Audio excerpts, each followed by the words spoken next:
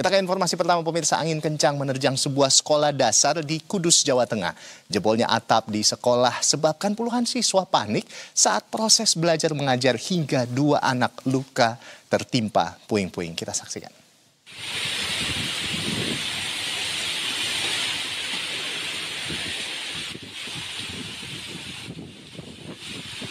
Lokasi Mas Aklis.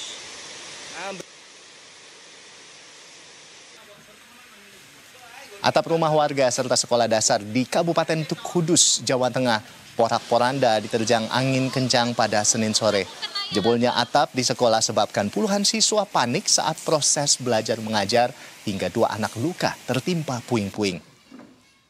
Detik-detik angin puting beliung menerjang desa Mejobo terekam kamera amatir warga. Beberapa atap rumah warga porak-poranda disapu angin kencang. Kondisi paling parah berada di SD Islam Nurul Yasin. Kondisi atap ruang kelas ini jebol disapu angin hingga tidak tersisa. Pengurus Yayasan Nurul Yasin, Mahmudi, mengatakan saat kejadian para siswa sedang berada di dalam kelas mengikuti proses belajar mengajar. Selain menimbulkan kepanikan, 2 siswa mengalami luka ringan karena tertimpa puing-puing material.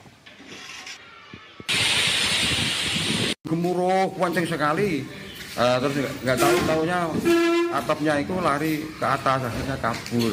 Anak-anak berserakan, wah, sama nangis dan sebagainya. Lalu diatasi sama